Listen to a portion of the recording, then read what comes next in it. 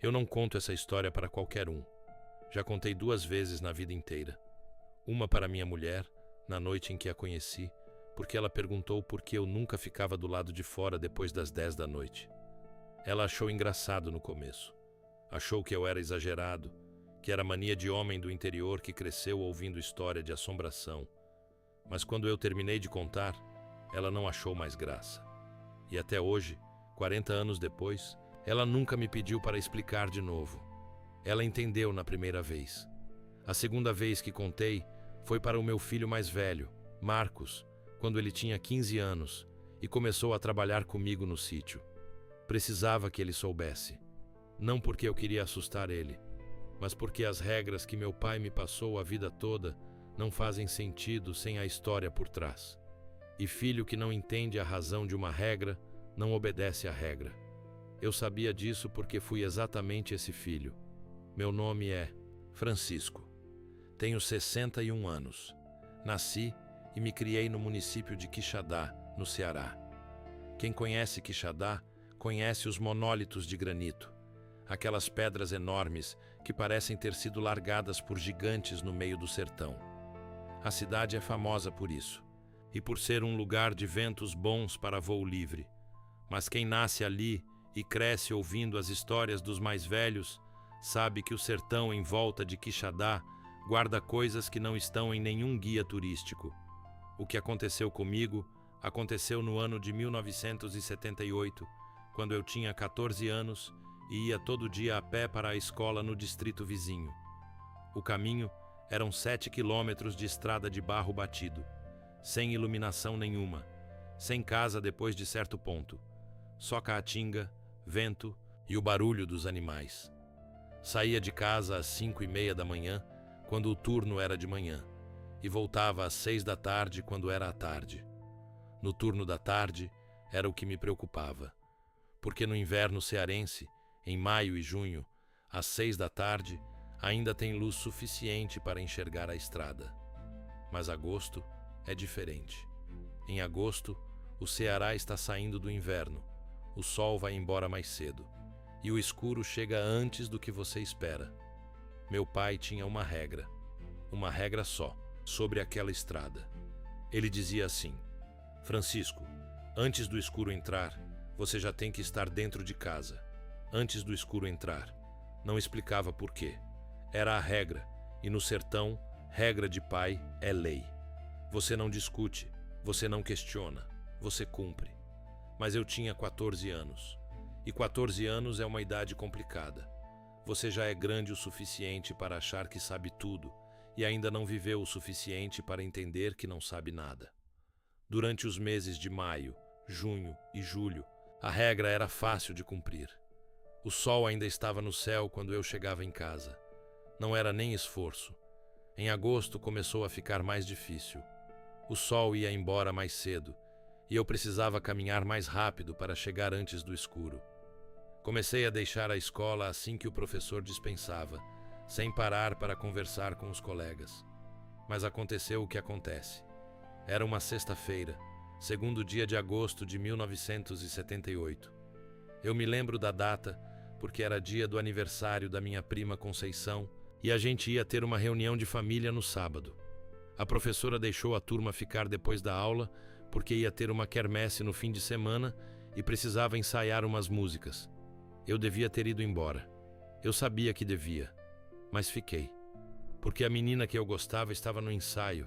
E quando você tem 14 anos e gosta de alguém, essas coisas embaralham o juízo. Quando saí da escola, o sol já estava laranja e baixo.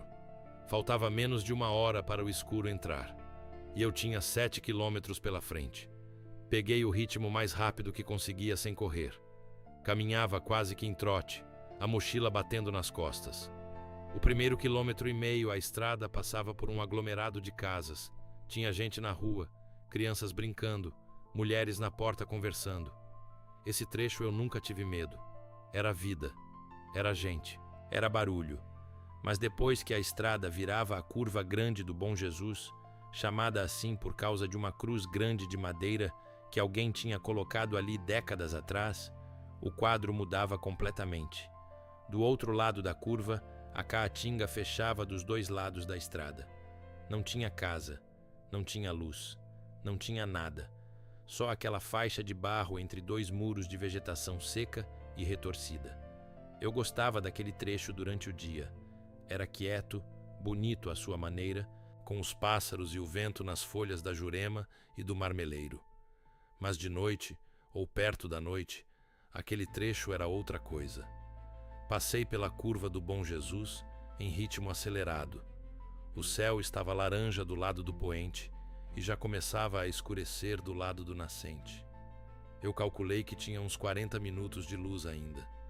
Se eu mantivesse o ritmo, chegaria em casa bem na hora. Foi quando ouvi o cachorro. Era o cachorro do seu Zé Dimas, um homem que morava numa casa pequena, bem na curva do Bom Jesus. Esse cachorro eu conhecia. Um vira-lata amarelo que ficava sempre amarrado na frente da casa. Latia para todo mundo que passava, mas era um latido de rotina. Aquele latido automático de cachorro que late por hábito. O latido que ouvi não era esse. Era diferente. Agudo demais. Frenético demais. Com aquela nota de desespero que você reconhece instintivamente quando ouve. Diminuí o passo e olhei para trás. A casa do seu Zé Dimas estava uns 200 metros atrás. Eu já estava do lado de cada curva. Já não conseguia ver a casa, mas o latido chegava claro pelo ar seco do sertão. E então, o latido parou. Não foi um fim natural, daqueles em que o cachorro vai ficando mais espaçado e eventualmente desiste. Foi um corte, brusco. Um segundo estava latindo. No segundo seguinte não estava mais. Fiquei parado na estrada por uns instantes, tentando entender o que tinha acontecido. Minha primeira explicação racional foi que o seu Zé Dimas tinha mandado o cachorro calar. Mas o seu Zé Dimas era um homem quieto, de poucas palavras, e quando chamava o cachorro para calar, a voz dele era audível à distância. Não tinha escutado voz nenhuma. O silêncio que veio depois do latido era diferente do silêncio normal daquele trecho de estrada. Era mais pesado, como se a caatinga toda tivesse prendido a respiração junto comigo. Retomei o caminho, mais rápido agora. Já não era trote, era quase corrida. O trecho seguinte da estrada tinha uma particularidade. Havia um riacho que, no inverno, corria com bastante água e, às vezes, até inundava a estrada. Mas em agosto, no início da seca, o riacho estava completamente seco.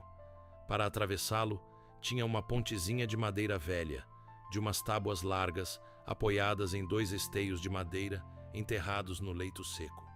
Era uma construção simples, que balançava levemente quando a gente pisava, mas era o caminho que todo mundo usava. Na beira do riacho, crescia uma vegetação diferente do resto da caatinga. Pés de juazeiro antigos, com raízes grossas, que se agarravam nas pedras do leito seco. Capim alto, que crescia ali porque o solo perto do riacho guardava mais umidade que o resto. E a sombra era densa. Mesmo em pleno dia, aquele trecho era mais escuro que o resto da estrada, porque as copas dos juazeiros se fechavam por cima. Em agosto, ao fim da tarde, com o sol quase sumindo, aquele trecho era escuridão quase completa. Eu sempre atravessava aquele trecho em passo firme, sem olhar para os lados, porque desde pequeno aquele lugar me dava um desconforto que eu não conseguia explicar. Não era medo de nada específico. Era aquela sensação de ser observado. Aquela sensação que você às vezes tem num lugar fechado, que faz você querer sair rápido, sem saber por quê. Naquela tarde de agosto de 1978, quando me aproximei da pontezinha do riacho, essa sensação estava multiplicada por algo que nunca tinha sentido antes. Diminuí o passo involuntariamente, como se o corpo soubesse de alguma coisa que a cabeça ainda não tinha processado. E então vi. Do lado de lá da ponte, parcialmente encoberto pelos galhos baixos do juazeiro maior, havia uma forma. No primeiro segundo, a mente tenta encaixar o que vê em alguma coisa conhecida. É um boi, é um burro, é um homem parado, é alguma coisa que faz sentido. Aquela forma não encaixava em nada. Era alta, mais alta que qualquer homem adulto que eu conhecia, mas não estava de pé completamente ereto. Estava curvada para a frente, numa postura que lembrava um animal se preparando para se mover, mas parada. Os ombros eram largos demais para um homem. Os braços eram compridos demais. Desciam além da metade da coxa, quase chegando ao joelho, e o porte geral do corpo era grosso, maciço, sem a leveza de uma silhueta humana. Fiquei parado na entrada da Pontelinha. Depois, a forma se mexeu. Não foi um movimento de susto, não foi um movimento de fuga. Foi um movimento lento, deliberado. Saiu de dentro da sombra dos galhos e avançou até a beira da ponte. E eu vi melhor. O rosto não era humano, mas também não era de nenhum animal que eu conhecia. Tinha uma testa baixa e achatada. O nariz era largo e achatado também, mal definido. A boca era proeminente, projetada para a frente como o focinho de algo, mas não tinha focinho. Era rosto, era cara, tinha forma de rosto, mas com proporções erradas. E os olhos? Os olhos eram grandes demais para aquela cabeça. Grandes e escuros, sem brilho nenhum, sem reflexo da pouca luz que restava naquela hora. Olhos que absorviam a luz em vez de refletir, e estavam olhando direto para mim. Não faço ideia de quanto tempo fiquei ali parado. Pode ter sido 30 segundos, pode ter sido 2 minutos. O tempo deixou de funcionar da forma normal. Não conseguia calcular, não conseguia pensar, não conseguia fazer nada além de ficar olhando para aquela coisa que estava me olhando de volta. As pernas não obedeciam. Eu mandava correr e as pernas não faziam nada. Eu mandava recuar e as pernas ficavam no lugar. Era paralisia de medo, do tipo que a gente ouve falar, mas não entende até sentir. O que me tirou daquele estado foi a coisa se mover. Ela virou, devagar, como se não tivesse pressa de nada no mundo. Virou as costas para mim e caminhou de volta para dentro da vegetação densa do riacho. 1 passo, 2 passos, 3, e sumiu. Não correu, não fugiu, simplesmente foi, como quem está indo para casa depois de um dia normal. Quando ela desapareceu na sombra, as pernas voltaram a funcionar, e eu corri. Corri os 4 quilômetros que faltavam para casa sem parar uma única vez. Não olhei para trás. Não diminuí o ritmo. Corri até não conseguir mais respirar, e aí corri um pouco mais. Cheguei em casa com o escuro já entrando. Minha mãe estava na porta, preocupada com o atraso. Quando me viu chegar daquele jeito, ofegante, o rosto branco de susto, ela chamou meu pai. Meu pai me deu um copo de água. Esperou eu me acalmar. Então perguntou, com a voz calma de quem já sabe a resposta antes de perguntar: "O que você viu?" Contei tudo. A ponte, a forma, o rosto, os olhos. Meu pai ouviu sem interromper. Quando terminei, ficou em silêncio por um tempo que pareceu longo.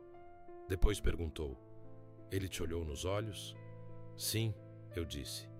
Ele assentiu levemente, como se estivesse confirmando alguma coisa que temia. Respirou fundo. "Não conta isso para ninguém", ele disse. "Nem para os colegas, nem para os parentes, nem para o padre. Para ninguém." "Por quê?" "Porque quem o lobisomem olha nos olhos vira assombrado, e assombrado atrai. Quanto mais você conta, mais você revive. Quanto mais você revive, mais você chama." Obedeci por anos.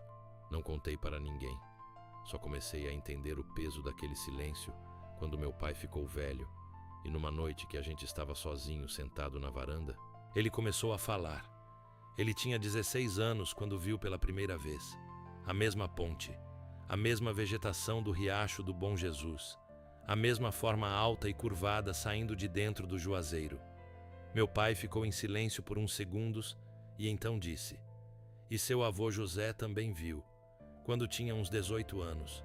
Ele me contou quando eu era criança. Disse que era na mesma ponte, no mesmo riacho. Disse que a coisa olhou para ele e não se mexeu por tempo longo, e que depois virou e foi embora devagar, como se fosse o dono do lugar. 3 gerações da mesma família, 3 homens diferentes, no mesmo ponto da mesma estrada. em décadas diferentes. Perguntei ao meu pai o que ele achava que era. Ele demorou a responder. Olhou para o céu escuro do sertão por um tempo, como se estivesse procurando a resposta lá. Então disse: não é lobisomem de gente que vira bicho. Esse que fica naquele riacho não é de família. Esse aí é mais velho que qualquer família que chegou nessa terra. Esse riacho, aquele juazeiro antigo, essa coisa. Existia tudo junto antes de qualquer um de nós. A gente que chegou depois. A gente que construiu a estrada passando do lado do lugar dele. Nunca tinha pensado dessa forma. Que o lobisomem não era uma maldição lançada sobre um homem. Que podia ser uma coisa que simplesmente existe. Que mora num lugar específico. Que tem o seu território como qualquer animal tem. E que a gente, sem saber, construiu uma estrada bem na beira do território dele. Quando a estrada foi asfaltada, nos anos 90, e colocaram os postes de luz ao longo do caminho, as histórias pararam. Ninguém mais relatava ver nada naquele trecho. A pontelinha de madeira foi demolida e substituída por uma de concreto mais larga. A vegetação do riacho foi parcialmente limpa. A modernidade chegou e trouxe luz e asfalto, e a sensação de que aquelas histórias eram do passado.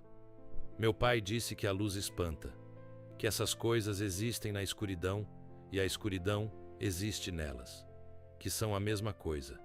Sem uma, não tem a outra. Mas o riacho continua lá, seco em agosto como sempre foi. O juazeiro antigo, o maior, o que tinha os galhos mais baixos, ainda está de pé, porque ninguém consegue cortar juazeiro velho no sertão sem que alguma coisa dê errado depois. É superstição, dizem, mas ninguém corta. E em agosto, quando a seca começa e as noites ficam mais longas e o vento da caatinga muda de tom, eu não passo por aquele trecho depois que o sol se põe. Meu filho Marcos perguntou uma vez se eu tinha medo. Disse não. Não é medo. Medo é do que pode te fazer mal. O que vi naquela ponte nunca me fez mal. Podia ter feito. Ficou me olhando tempo suficiente, mas foi embora. O que sinto é respeito. Respeito de quem entende que esse sertão tem mais história do que qualquer livro registrou. Que tem coisas aqui que existem nos espaços entre o que a gente vê e o que a gente não vê. Que a luz elétrica afastou, mas não apagou. Porque luz apaga sombra quando está acesa, mas sombra está sempre esperando a luz se apagar. E no sertão do Ceará, a luz sempre se apaga em algum momento. Pode ser numa tempestade que derruba o poste. Pode ser numa seca longa que força o racionamento.